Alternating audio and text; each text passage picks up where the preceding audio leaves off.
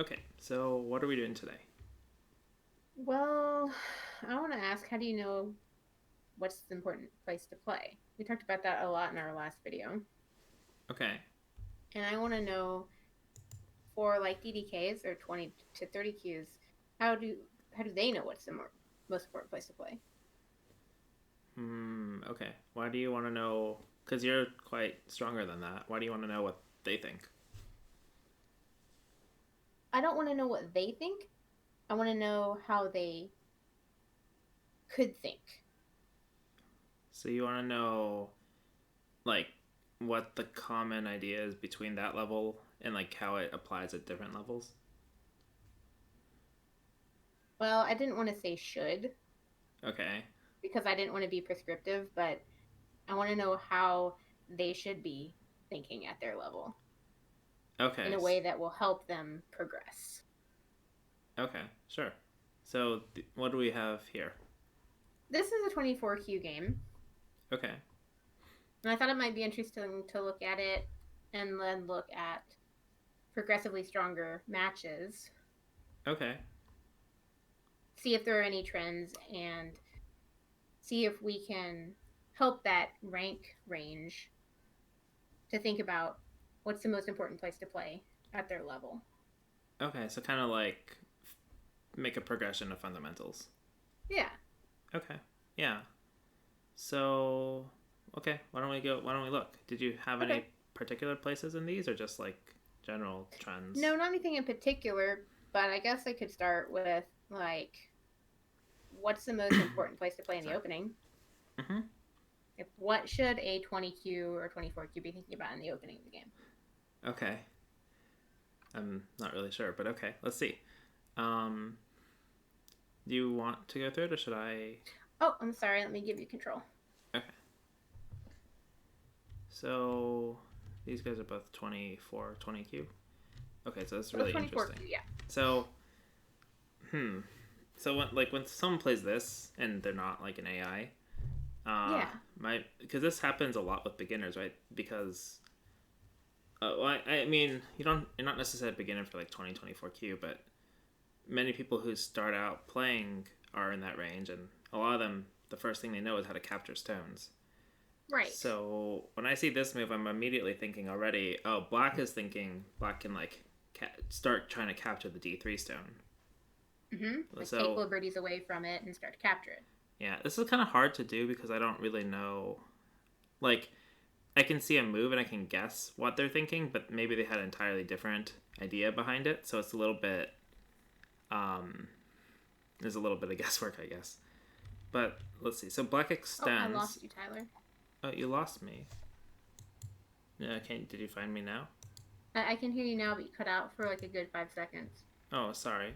It'll record on my end, I think. Okay. But I was saying that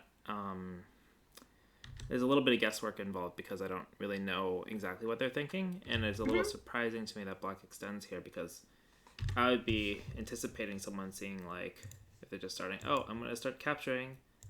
I'm gonna capture, Mm. and then they end up in trouble or something, right? Because white had an extra move. But this is kind of interesting because it highlights a fundamental problem with attaching to a stone Uh huh. on your move, which is that it takes your own liberty. So when white Hane's, black's already down to 2 liberties. Right, and maybe that's what black's doing with extending. Black's like, oh, I don't want to get captured, and black realizes that they're shorter on liberties. Um, hmm. So already in the opening, I want to start saying like, what's the goal in the opening, or like in the stage is to start establishing new groups. But usually we don't want to establish groups just by directly contacting, Why not? um, because that's a difficult question. Okay, so in general we don't want to contact our opponent because in the local area they'll have an advantage over us, right? You notice that this stone only has Okay. 2 liberties. Like I just said, right? Right, but Yeah. each of these white stones has 3 liberties. So white's much stronger than this one stone, and white has an extra stone. So even if black plays another move, uh, white's going to keep that advantage up. And So you're so, kind of behind in establishing your group. yeah, you're behind in strength, right? You don't want to be So close. So this is kind of like a... Well, maybe we should define strength, though, because if we're talking about 24Q, they may not have ever heard what strength is. Well, strength is kind of like, if you think about strength in real life, right? The healthier you are, the stronger you are, the more alive you are. So in Go, healthy or fit. And like weak, decrepit, dying are kind of all synonyms in Go. Where like the closer you are to being dead, the weaker you are. So in Go, to be alive, you need 2 eyes. But there's also another way to be alive, not just having 2 eyes, but having kind of mobility or space. So the stone, let me go to the beginning, I guess. If there's a stone like here, right, it has some space around it, right? And if we put attached to it, then the next move, black is now coming around the white stone, right? Right, it's down to 2 liberties. Yeah, it's down to 2 liberties, but it also has less space. It can only now looks at like this quarter of its space, right? Okay. But if... Would you say it's affecting less space because it has fewer liberties? No, actually, I wouldn't. Well, that is true, but I would focus more on this idea of being farther away first. So instead of attaching, let's say white's 1 step away at H3. Now to come around, black can't just jump here because white can separate the 2 stones. So now black, to get the same kind of effect, has to come around with 2 moves, right? Okay, 2 extra so it takes moves. more moves. Right, to get around. And here, white's now down to here. But it gives white the opportunity to respond, right? To kind of try to come up a bit. So when you're further away, it takes more moves to surround you, essentially. Yeah. So we can look at something like this and say, how many moves does black need now? 1, 2, 3 to start getting around in the same way that Hane did. Okay, so it's safer to play further away. It's safer to play, yeah, exactly. And another way of saying that is that you're stronger by playing further away. You're, for that moment, stronger. It's not like a long-term strength, but in the short term, it's harder for you to be surrounded, and that gives you the time to start developing eyes, like a base or shape. Okay. Right? Because you need the strength really comes from your base or your shape, right? But you need the moves, the time to do that. If you directly contact, you no longer have the time because when your opponent answers, you're immediately in that fight. Right. We have to save our stone right now. We can't think about anything else. Yeah, it's kind of like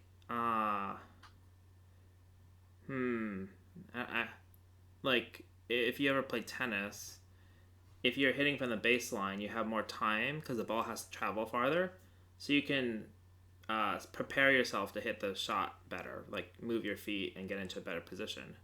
Whereas if you're at the net and you're both at the net, then you have very short time to react. So whoever's already more prepared, that preparedness is going to be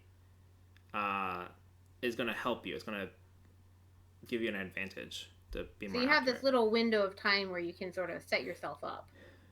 Right. So here, if black's playing in the bottom left, black is trying to establish a group somewhere here, right? That's kind of what the purpose of an approach is. Where part of the purpose is to contest this, but I would just focus on we're trying to put a stone in this space, right? We're trying to establish something. Yeah, because we're supposed to, occupy all the parts of the board, ultimately. Yeah, to some extent. So when we want to establish a stone here, though, the farther away we are from the opponent, the easier it is to establish a group. Right? Okay, that makes sense, because we have more time to get what we need. Yeah. So, like, if I played here, then now we didn't really have time to... Can we just define time really quickly? Okay. Well, like, you want me to define it? Sure. Or I could say what my understanding is. Okay, what's your understanding?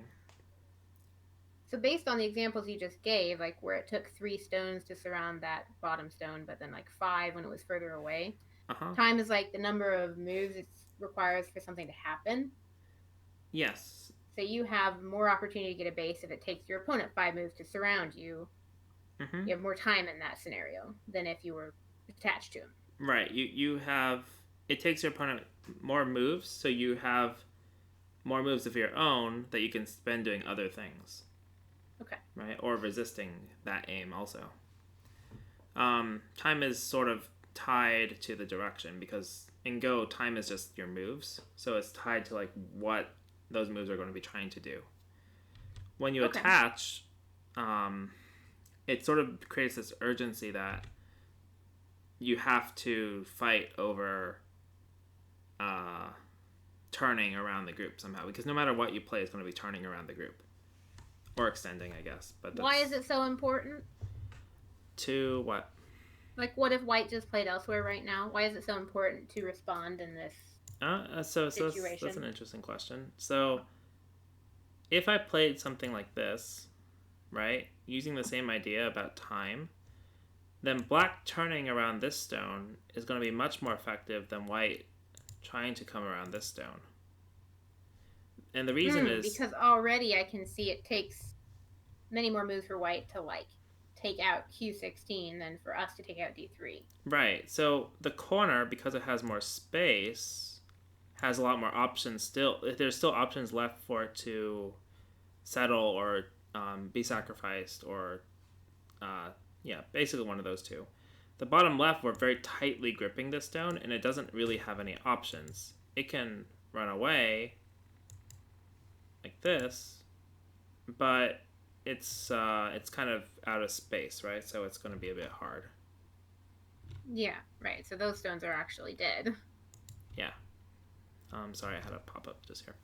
So, in the upper right, there's more options. We could cross cut is a very common technique, or we could just like kick and try to settle like this. And Actually, just this way make is two better. eyes. Yeah, just try to make stuff in the corner. Okay. So now that being said, there is a counter argument.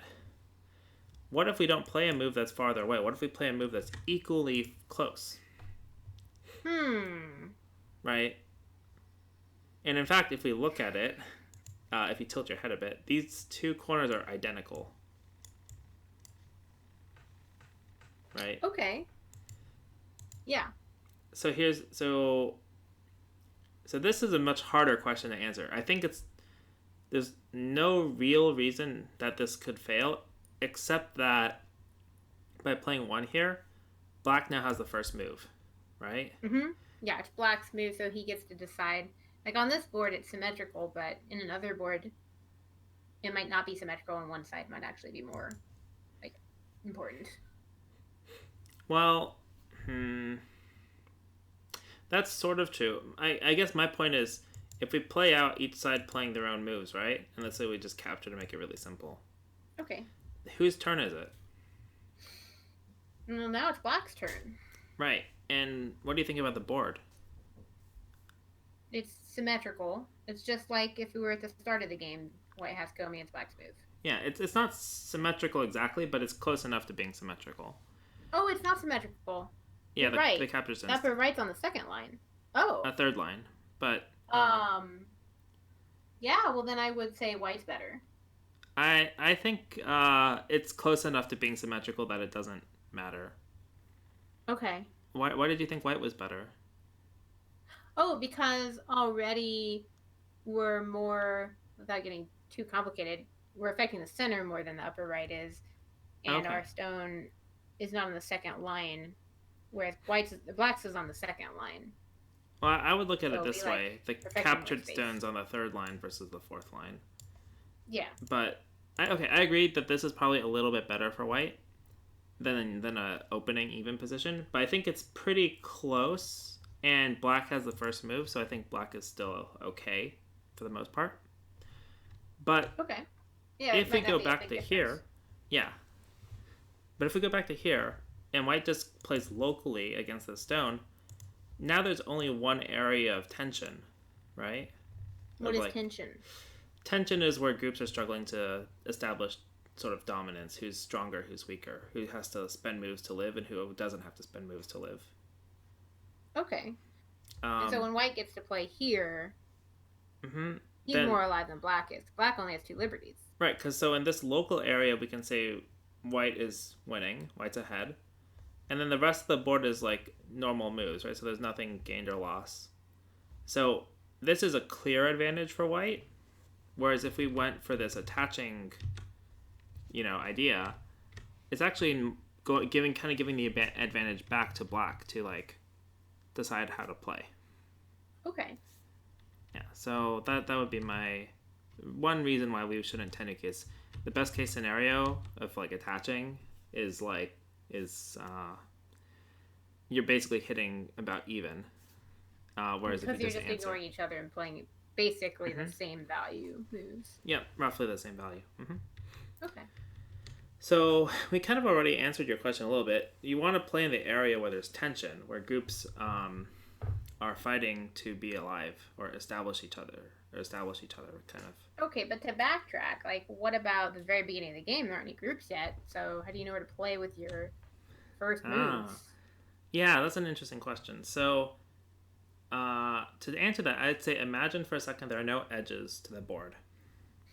Okay. So, imagine playing a game of Go and there are no edges. How do you know? Is there any difference in where you play the first move? Not if the board continues on infinitely. Yeah, no, there's no difference, right? No. How about the second move? I think it's somewhat different because we have this new reference point of the black stone. Yeah, that's true. So we either want to be closer to the stone or farther away, right? Okay, and we already talked about further away is safer or stronger compared to closer. Right, because closer lets them turn on us or get around us. Right, so farther away is better. So if this was like a torus, where it's a finite but board with no edges, let's pretend the edges aren't there. We would play moves sort of to be like as far away as possible, right? I don't know exactly where that would be on this board, but that's the idea. There'd be like some sort of optimal distance. Right, if we wanted to maximize our own strength, right? But now, what if there's like 2 black stones and the black places them close? We could play 2 stones far apart, but also far away from black.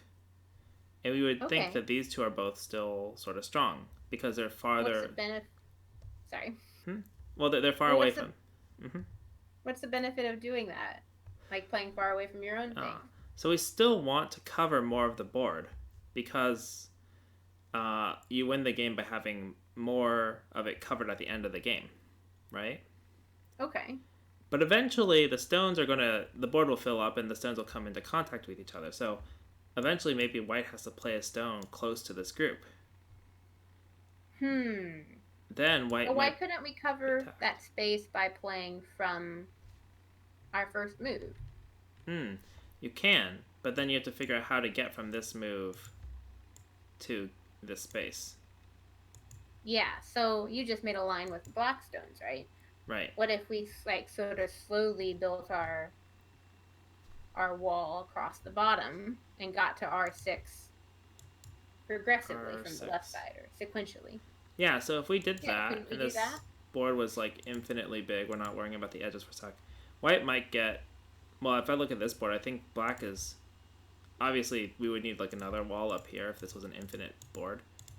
But black seems like it's covering a bit more space than this one down here. Oh, really? Because I feel like we've got a little bit of a mountain bulge up in there with white, and that's making us have more space. That could be true. I think this is a little bit low, but you might be right that it's a bit bigger. It doesn't really matter. It's more just one side is going to be getting more, right? Okay. So... If we make jumps from our starting position. Right. Or starting jump. Yeah, so one side probably should interrupt the other at some point, right? Only if they think that their opponent's getting more than them, right? Right. So yeah, so one side, so maybe white will go here then if we think black's getting more. Right? Yeah. We'd want to interrupt their claim of Right. space. So Actually, now, the theme. if we look at these two stones, and Uh-huh. it's a perfectly empty board, or like infinite board, these two stones actually almost don't matter yet. It's just these two stones struggling to try to get around each other, right? Okay. And here's why that's important. All of the game is trying to get around, like pretend it's just like this, these can't die, but around each other. So if you push your opponent into a smaller area, then you'll get more space for yourself. So there's this dynamic of trying to surround your opponent. Is that why it's called the surrounding game? Maybe, yeah. So then the question is, what factors are involved in how you surround or allow, say, maybe white plays here? What factors would allow white, as in follow up, to then start pressing black, right, to surround more space, right? Mm. Right, because this But is very this, different. it looks like you're making black his stones closer together. Yes. But it still looks like there's a lot of space over there in like the upper left corner that black could come into right now even. That's true. That's not all white stuff yet, right? No, it's not all white stuff. So it's kind of there's an element of coordination if this were like an infinite board. So white has to find the right timing. But without worrying about again. that, the more important thing is just if we can push or press on our opponent or get them to turn away from us, right? So the factors that are important for that is depend on how strong these two stones are. Because if white presses, black could push and cut, right? There's this element of cutting, right? That's how you resist a press, is you cut across. Right, so white's trying to create a line that goes this way, and black is trying to create a line that goes this way. Do you see that? Neither of them are willing to let the other person get their line. Right. But what happens is that now there are four groups that are fighting with each other. Right?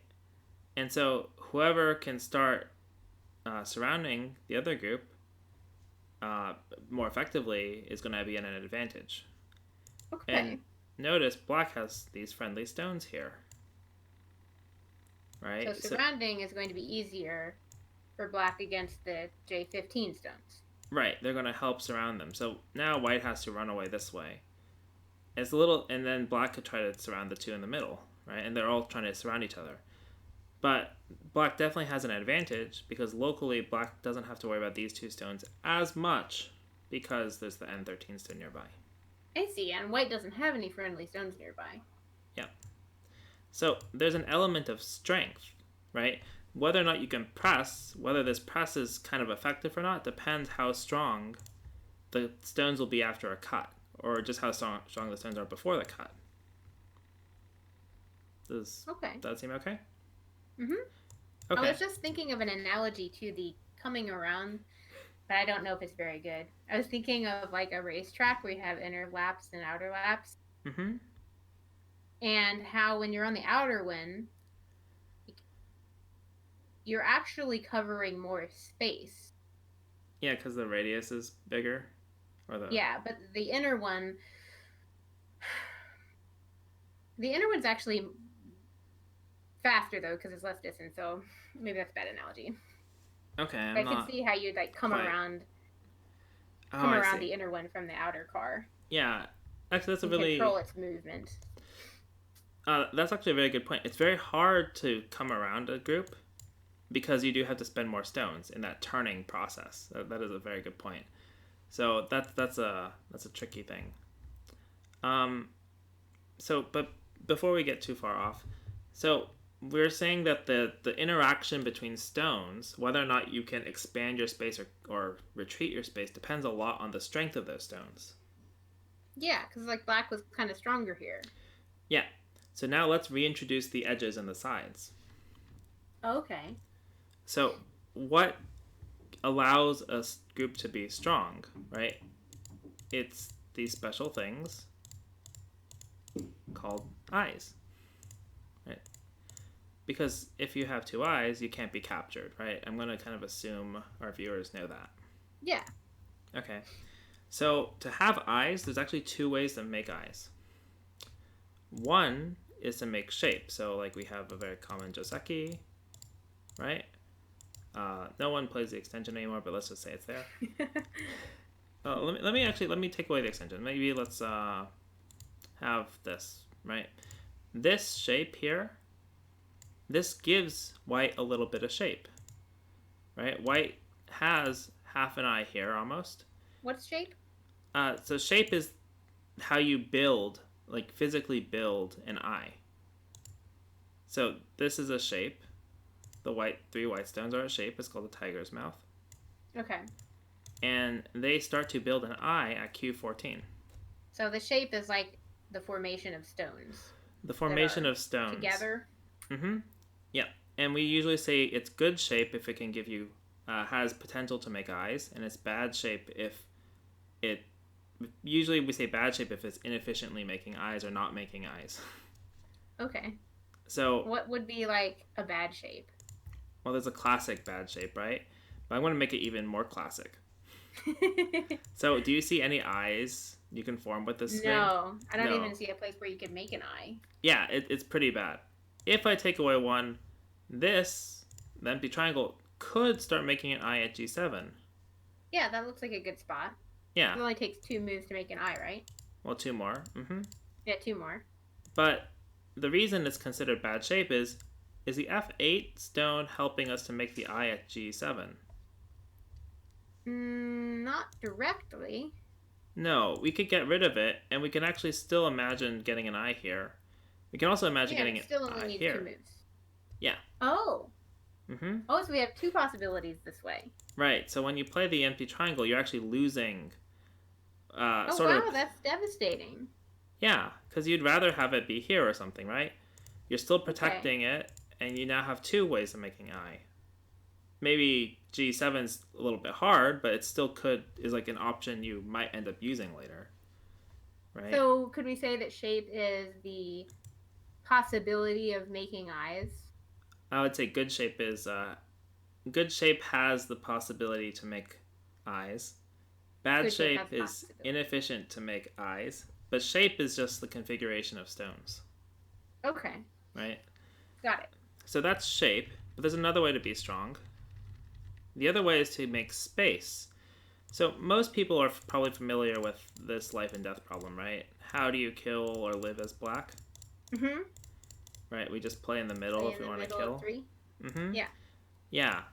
And we can expand this, right? We can make it something like this, right? Play in the middle of 4.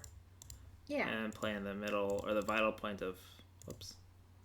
Well, that's clearly dead. The vital point of 5, right? What happens when we get the 6? Is this killable? Well, no. No, yeah. If we play in the middle, black plays in the middle, and then if we take one, black takes the other. So then we have 2 eyes. One for these captured white stones and one over here. And similarly, if we play the middle down here, then we can see black will get an eye out one of these 2, and the other one will just be the captured one. So at a certain point, then, you're saying when you have enough space, you can't die?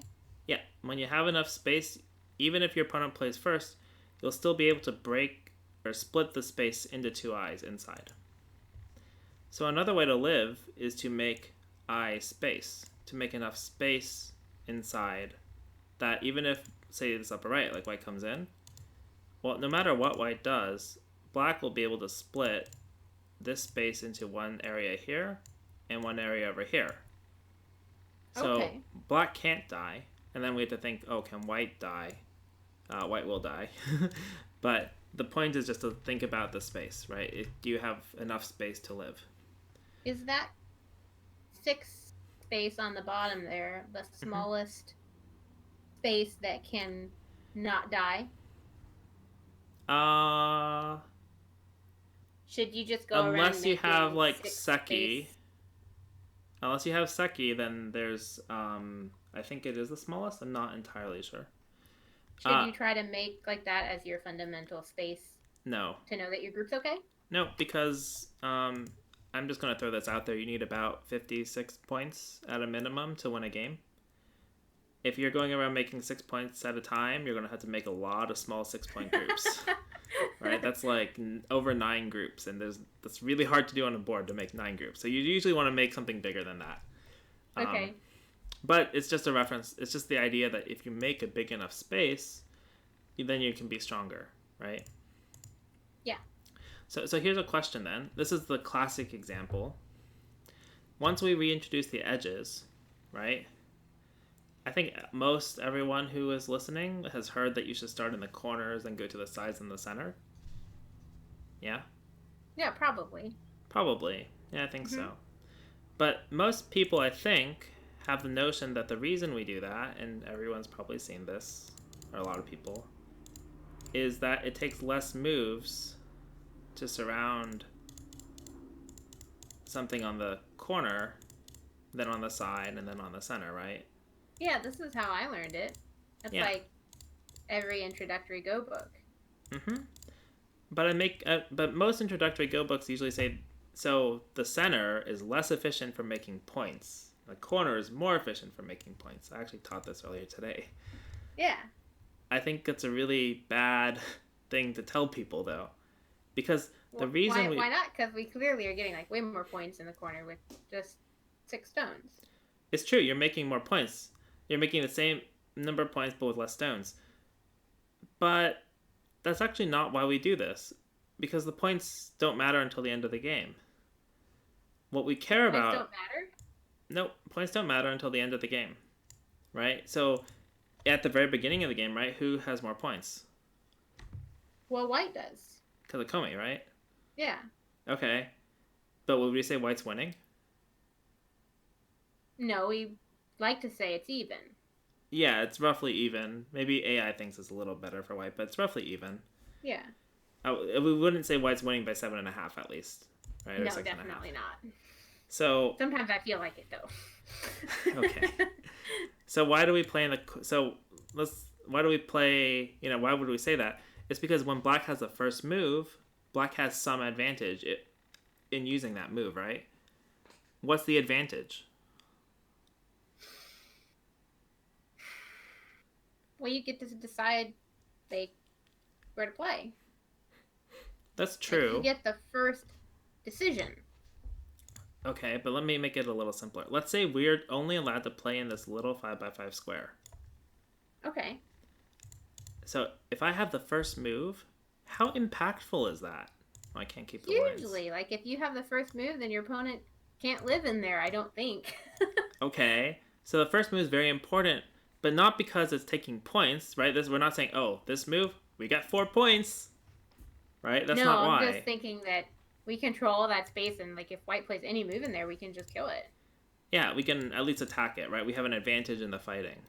Yeah. So the first move advantage is to establish our strength first, so that if our opponents come close, we can fight better, right? Okay. So going back to the corner, the reason we start in the corner is it's easier to surround the space here. But the reason we care about this is not because of points, but because it gives our stone more eye space. It makes it stronger than a stone in the middle. So I'll say it a different way, or again, the cornerstone has more eyes, has more space for eyes. So it's closer to being alive than a stone in the middle. The middle stone doesn't have any eyes, right? And that's because of the edge of the board? Yeah, that's because of the edge of the board. It makes it easier for black to surround the space here. And so you can make eyes with less stones too? Like you can make eyes sooner because you don't have to use as many stones to make them? Yes, we can make eyes with less stones, which makes us stronger and more efficient.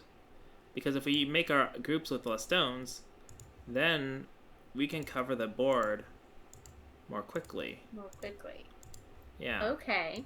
So like if we look at this kind of shape, this is quite good for black. Because once black is strong everywhere, the stone, do you see any eyes in it? No, I don't see any eyes or territory. Yeah, you don't see any eyes for any of these, right? No. But do you see any eyes for this thing? I can see maybe some, yeah.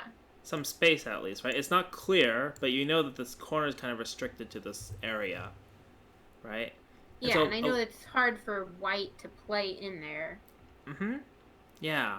So actually, that's a good point. Many people who are just learning are like, why do I want to play 4-4? Especially with 3-3 being so popular now.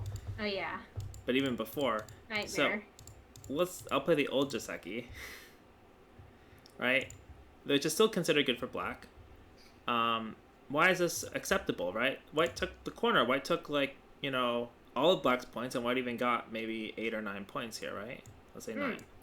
But there's this idea of influence, and, like, you're going to get just as many points on the outside in the future as white did in the corner. Possibly. I would say that's actually not so important, at least at a 24, 20Q level. What I would want to point out is, do you see eyes in black shape? At least one, almost one. Yeah. Actually, I would see many eyes. I see 3 eyes at least. 3 potential eyes. There's shape there. There's what you call good shape. Yeah. What black has a lot of potential places for eyes, right? This, black can make an eye here. Black can make an eye here. Right? You wouldn't play this move, but just to see it, right? You'd make an extension, but black can make an eye here. Right? So what's wrong with making an eye right away when you know for sure your groups are really, really strong? So we talked about bad shape, right? Bad shape is bad because it's inefficient. It doesn't quite cover. It doesn't really make your eyes quite quick enough. So, for example, I guess, let's say we have a position like this, right? We might say, right? Many people have talked about this sort of opening, right? That looks really weird. It does look weird. Who would you rather be? Black, for sure. Yeah. Why? I don't know. I feel like he's just, like, doing a lot more stuff. But doesn't white have great shape? It has an eye. It does have an eye, yeah. It looks kind of strong. It is a bit strong. By our definition of strong. It looks strong. Yeah. This one is clearly strong. But actually, I would argue the corners, right? How many eyes I'd argue the corners are stronger. How many eyes does this middle group have? Just one, really. Okay, how many eyes does the corner have? Well, I don't know yet. Okay. I would say you can assume it has 2 eyes, because this space is too big. I don't see any eyes, but it has shape. Or, not shape, it controls the space enough that it can make eyes here. There's no way that white can take away this space unless... let me make a passing move. Unless white comes in. In which case, who has the advantage in the fighting, in this space? Oh, black does. He gets to take a liberty right away. Yeah, and this goes back to what we were saying originally. Black gets to cover first, right? Yeah. Black gets to take this space first. And then now we can clearly see, oh, black has eyes here, here, and here. Right? So white took 4 moves to do not even what black did in 1. Wow. Okay, so when I look at it now, I see black has 4 groups. That you said are alive, and white only has 1. Right. And black's covering the board, right? And so this is the property of the edges. The edges allow you to secure your groups more quickly and strongly. Yeah? Okay, so I'm just trying to remember, why is it important to be strong? So it's important to be strong because if your opponent comes close, right? So here we can see in the actual game, white played d3, so white's claiming some strength here, right? It's controlling a little bit of space along the side and the edge. Yeah. Or a little bit of space. So when black comes near, right? Now white's gaining an advantage in the fight. White has... But this is why white's better in the fight, is because white played near the corner. Well, there's two reasons why, right? One is black came immediately touching, and white had the next move. That's probably the main reason. But you might ask, why does white hane this way instead of this way? Okay. Well, this way opens up the corner. White can connect, black connects. Well, now I don't have that space to make eyes anymore. Yeah, black stole a lot of it. Right? So you'll never see at a high level. Mm-hmm. Well, black's way more alive there than me then. Almost. You have to add a move for sure. Right? I can definitely say that the black stones are more alive than the white stones here.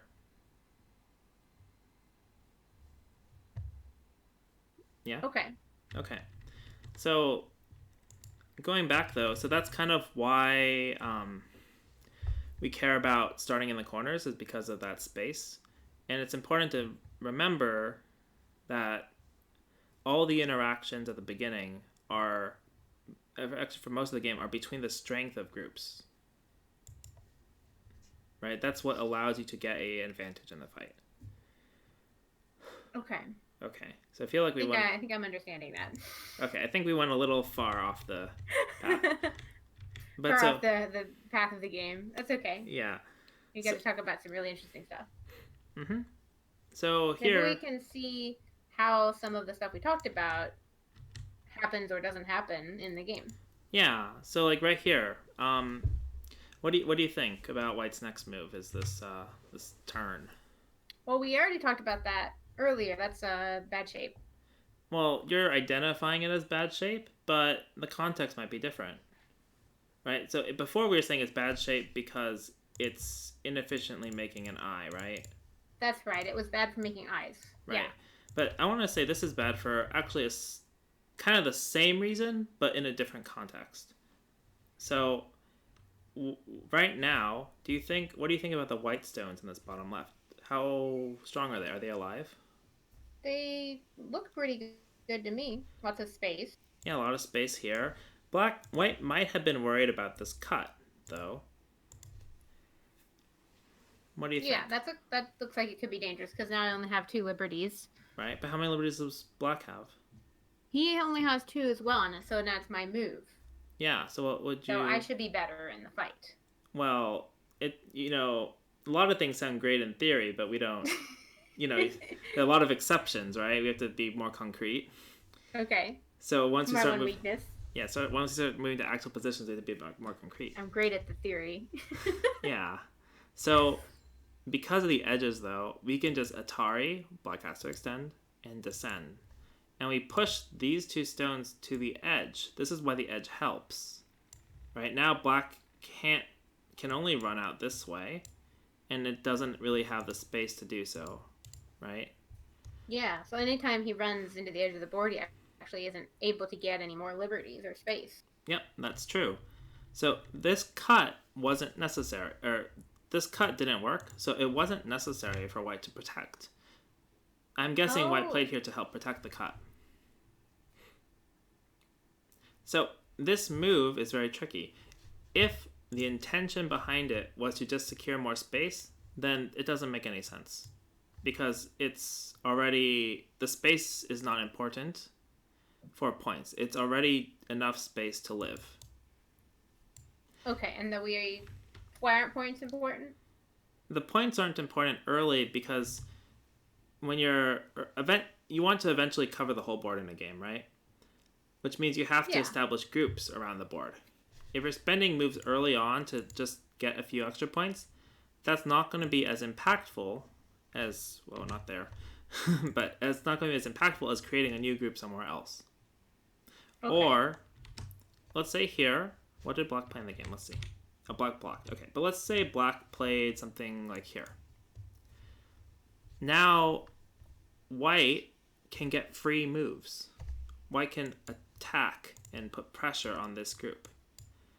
How is it an attack? It's taking away where black can extend. Now, this extension isn't for a base. It can help make a base, but it's mostly for shape. It's building a connection with these stones to build some eyes here and get black to get more connection to run away to the top left or like connect up. which the top left we know is strong because of the corner.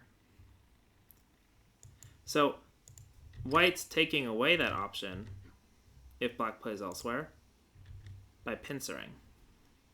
Okay. And so we're taking away this guy's space, but he actually doesn't have any eye shape, does he? no, so he has to start making eyes, or else he's going to be in danger of being captured.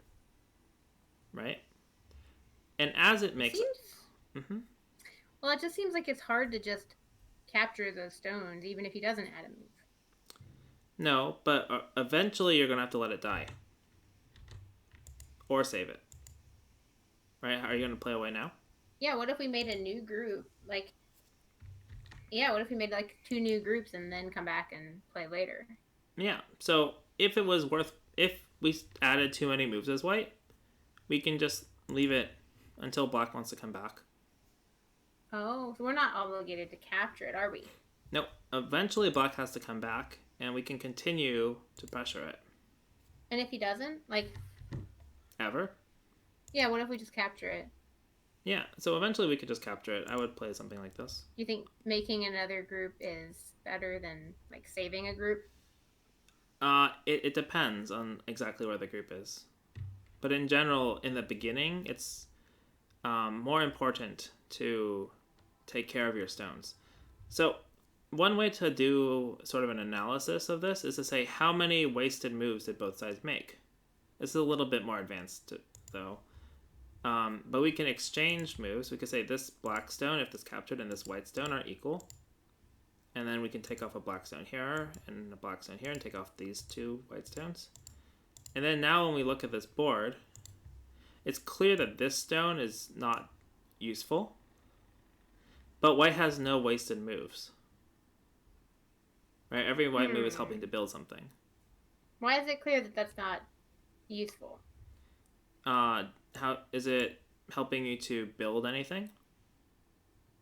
No, but it looks like it's occupying all that space white's trying to surround. Like, you take away white's territory there. Only if it lives. Yeah, if it lives. Only if it lives. But it's not going to live.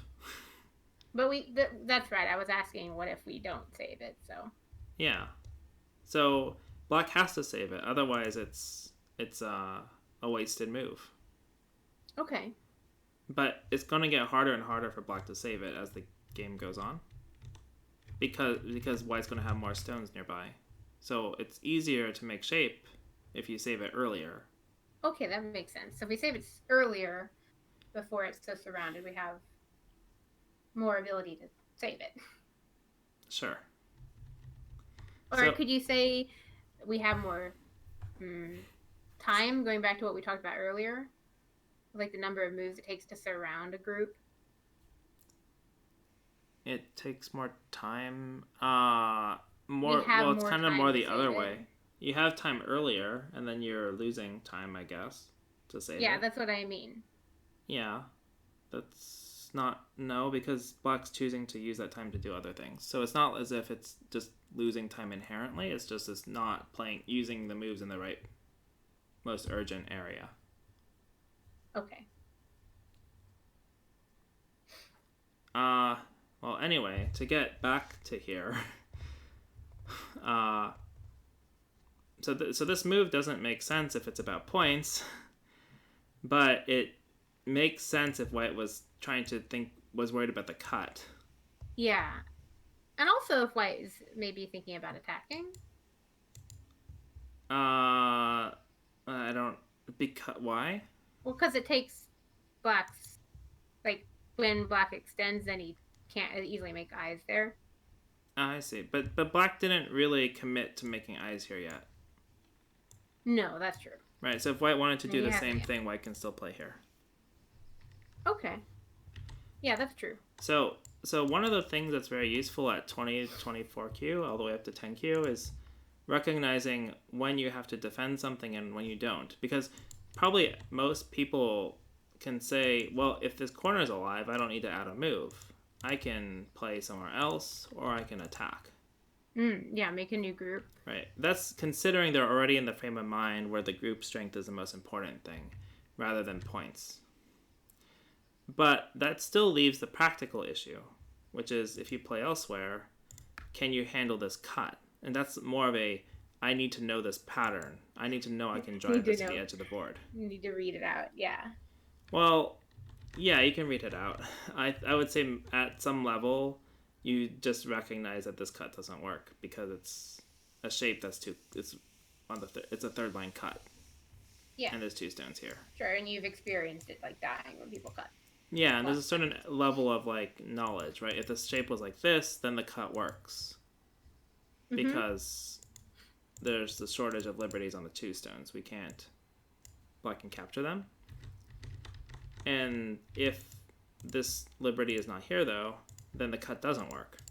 Right? You can, like, black can't. So it's a very special case. Like, it really depends. Well, actually, those are the only cases. But it's whether or not these 2 stones have this liberty filled or not. All their outside liberties filled or not. So that's kind of like a pattern recognition you have to learn when you're like below 10Q probably. Okay. So there's Well, I guess, do you learn that from like doing problems or just from playing and experiencing the shape? I would say you mostly can learn by playing at that level, because I would say problem books are aimed a bit higher, but this kind of situation happens quite often. So you would read out, maybe the first time it's kind of hard to understand whether or not this cut works, but you'll see this shape over and over again, and eventually you learn, oh, well, that's just too close to the edge of the board, and you can catch it. Okay. Once you've established that this is a sequence, it kind of, you might be caught off more by the exceptions than the normal case. Okay, so we can continue, I guess. So the more important thing, I think, for any level is just get the framework right, thinking about groups rather than thinking about points. And I think that's a very common problem, especially like throughout every level, but especially at the early stages. Yeah, well, because points are what you need to win. So it's like, really want to accumulate points throughout the game. Right, but to win, you need the points at the end, right? If you just accumulate points little by little, and your opponent is accumulating strength, it's like, end of the world. You have a lot of money, but the other guy's got a gun, right? Who's gonna win? Okay. Right. The strength matters for dictating the outcome. Right. That makes sense, actually. Yeah. So white pincered and black honeyed and so see, this is kind of, again, at this level, a lot of things are very local. So I don't really understand why black played the hane if black wasn't going to cut. Oh, I think I know. Why? Because I think black's probably just thinking, take white's liberties. Look, it's really close to being captured. It's close to being captured? Yeah, when A5's put on the board, it only has 2 liberties. So he's thinking. And then black chickened out by like really close to being captured. But if he had read a bit more, right, this is in trouble. Yeah. Okay. Not sure. Okay, but I won't focus on it.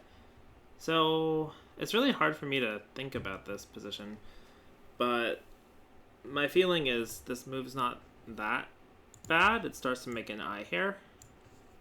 And it puts some pressure on the stone.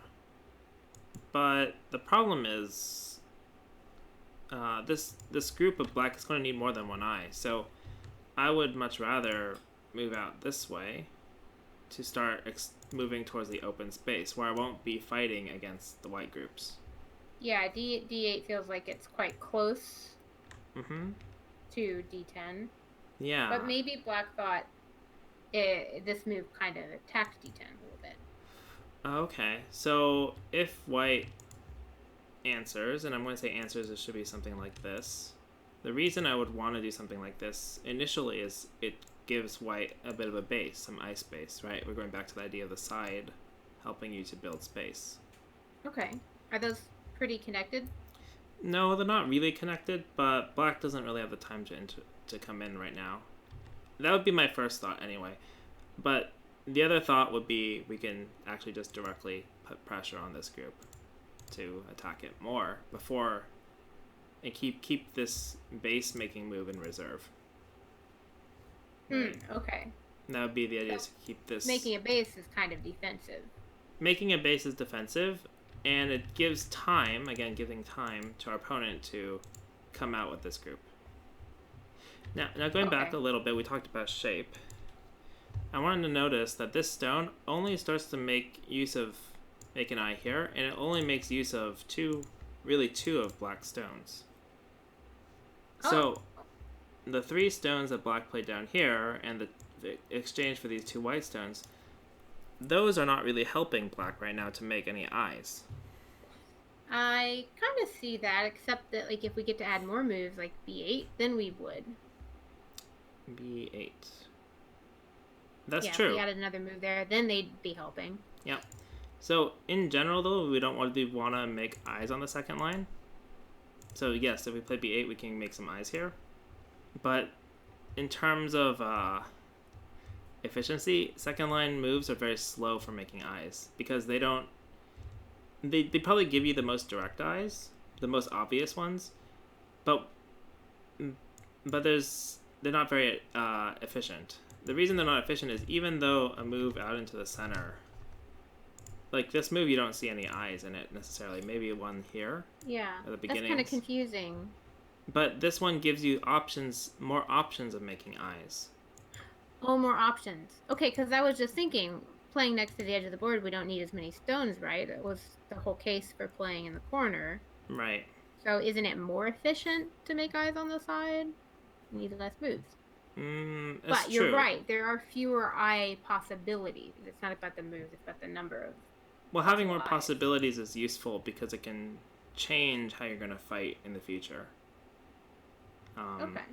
Yeah, it's a little bit maybe beyond what we're talking about, but I would think about whether this exchange, because black spent one more move than white, was it the best use of black stones? Because if we take these away, right? Yeah. Look at this shape. We'd much rather have an extra stone maybe like out here. Yeah, definitely. Yeah. And in fact, if we had a stone out here, we don't need this one. Like, it can still help make an eye, but black would much rather, say, put pressure on the stone at D10. Because now this stone is caught between this black group, which is pretty strong because of the corner, and this black group. Now this black group's not particularly strong, but it has an advantage over the D10 stone. And that's that it's farther ahead in the center. Farther ahead towards, like, Tengen? Yeah, so remember we talked about surrounding a group. So we are kind of far away to surround, but we're still able to, let's say white plays away, now start coming around this stone from this sort of white path. Okay, so really big, coming around on a really big scale. Yeah, but we can kind of get away with it because black has 3 stones here to do it. We were talking about attaching at the very beginning. Mm-hmm. What if we attach to a stone like this when we're already like ahead and sort of strong-ish at D6? Like, what if we attach to it? Like here? In that kind of scenario. No, I mean, like, instead of D13. Like, we play D11 or something like that. Oh, like because we're like better in the fight, right? So is it okay to attach when we're better in the fight? I see. So let me play a passing move. So here. Okay. Yeah. So the thing is, strong. Okay. The thing is, if you're attaching, there's a sort of like zooming in process. So, do you think it looks like if we look at the whole left side, right? Black has more stones. Yeah. But instead, just look between these 2 lines, right? Oh. Right? Well, now it's just even. Now it's even. And black and white would be better because white has the next move within those lines. Yeah, okay, now it just goes back to black has fewer liberties because he took one of his own. Right. So these extra stones that black have only matter if the fighting from here branches out to interact with these stones. So here, how do you know if they'll interact or or not. You Like, don't. they seem kind of close. You don't, but you have to read. So, if black right now, black has to save 2 right now. Right? Does that make sense? Oh, she stepped away for a sec. But I'll just say for everyone else, black has to save 2 because otherwise, let's say black tries to go somewhere here.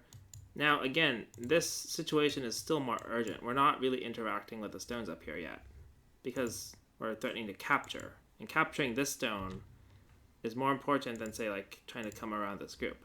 If we capture it, we're almost alive. So that's pretty important. So now notice the difference, right? If we play from a distance, right? Notice that since we're playing from a distance, now white has to try to figure out how to get out. White doesn't want to be surrounded. So trying to get out, white has to move past this sort of net, right, that black has established. Mm-hmm. And so that's kind of the difference. Hey, welcome back. Kind of like a fishnet. Yes. It's just like swooping down. Mm-hmm. So by playing farther away, we're able to engage more stones that are farther out because we're kind of letting white try to get past us. Right? Whereas if we... Okay, that's really cool, actually. Attach, yeah. The further out, the more you're using all your stones. Mm-hmm. Because as you play, like as white adds moves and you add moves, yep, it's going to eventually reach those because they are forced to move. Right. Kind of like scaring an animal into the net. Yeah, you're kind of encroaching from a distance. Whereas if you play right next to it immediately, right, now you have to get into this brawl before these other stones can get involved. Because the urgency, this stone is not connected to any of the other groups, so it's the strength of the stone is just itself. It's like a guy who got separated from the group. So is that like thumb wrestling and the other is like actually MMA or something? I don't know about that analogy, but it's kind of like this. If you're a tactical squad or something and you're attacking this guy, well, this guy just decided, like Leroy Jenkins his way in. He's like, I'm going in by myself, and he's going to do something, and now none of the other guys can help. They're too far away, and so he's going to get beat up on before the rest of the groups can help with their strength. Right? Yeah. So that's basically the issue. Yeah, so we kind of covered a lot of stuff in just these few moves. Yeah, we don't have to look at the whole game necessarily. Yeah, so I mean, I'm just like going to scroll through a bit, but maybe just this opening part is good enough. Yeah, so you can see like we're kind of focusing really hard on this little local area instead of establishing our groups around the board. And I don't know why that's the case necessarily. If it's because, like definitely here, right? Does this stone help white get stronger? No. Does it help black get weaker? No. How can I say no? It doesn't affect black's eye space in a major way, and it doesn't affect white's eye space in a major way. So we should definitely be extending to secure our space. We could be crazy, and we can approach to try to remove black space. Now this is going to get to... I lost you for a second. Oh, sorry. I was just saying... on my connection. Okay. I was just saying we could, this Hane doesn't really help white. It doesn't affect the life and death of the space, right? That doesn't affect the space in a major way. So white could defend to defend this space, or white could approach. I'm not saying approach is a good move, but it makes more sense to try to remove black space, right? Now, approaching wouldn't be a good move because then when black leans, white has to handle 2 groups, right? And black why is attaching there okay now? Before it wasn't. Attaching here. Because black has an aim. When you attach in Hane, it creates a weak point. And notice that these 2 stones are actually connected to this big group. Yeah, that's actually really important. Yeah, so this is actually a play for time. Attachment doesn't actually threaten the stone very much. A threaten our stone right? very much after they attach. Yes, that is true. Yeah. And this is kind of a play for time. We could also just jump. That would be fine too. It's a play for time because black's trying to provoke a weakness in white's shape at the cutting point, which gives black the time to come here when white defends the weak point with 5.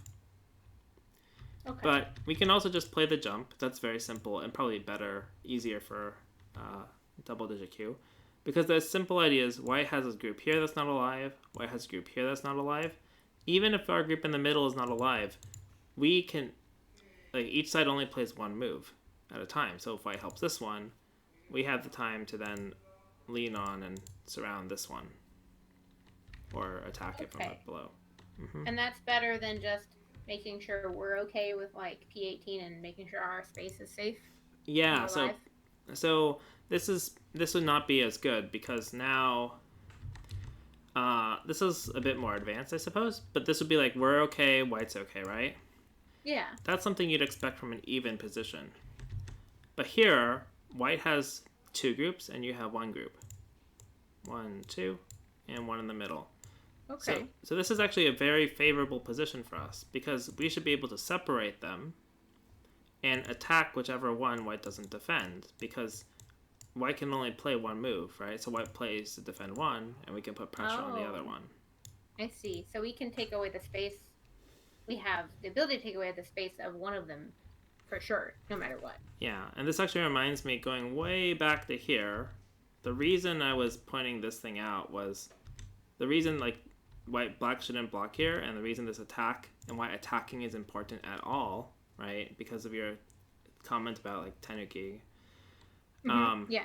Is it allows you to go into a space, allows you to start establishing groups in an area, right? And not be contested. Wait. Attacking lets you make a new group? It can, yeah. Without it being like scary. As scary because like black can't just go after this stone, right? So when you're attacking, you have more time to establish your group?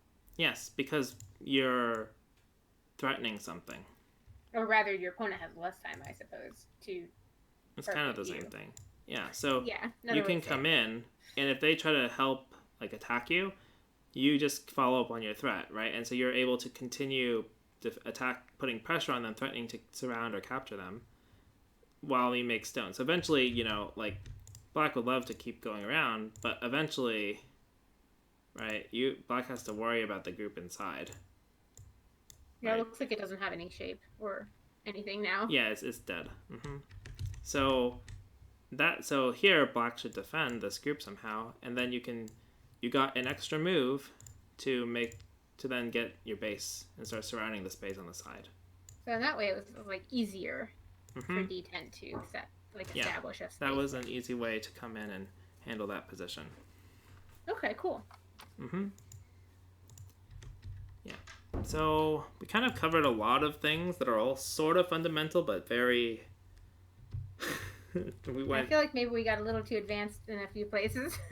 Yeah, so I would say like the general advice I have for 24Q is to start recognizing when your groups are alive, right? That was the big thing here. And as I scroll through, that was a big thing here. Like recognizing what's really going to help your group is like not these endgame moves. It's going to be making this extension. Now here's the problem with this extension. Black can still threaten to come in, so you have to defend again. Black threatens to come in, so you defend again. Black starts wedging. So you went from being able to just make an extension to then giving black all these stones up here, which can be useful for developing this area. So if we had instead, even if we didn't if we'd make an extension, then after this point, we can turn back. Oh, and it's like the race cars are fighting again.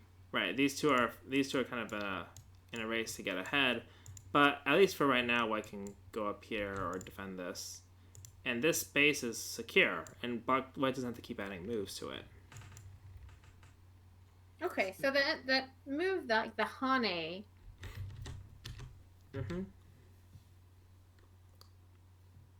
It's not helping the group. Which group? The white group. Like playing T15, I'm sorry, the Hani in the game. Oh, the honey in the game. Yeah, it's not Yeah, helping because it's not really establishing your eyes here. It's not threatening the eyes here. The eye space.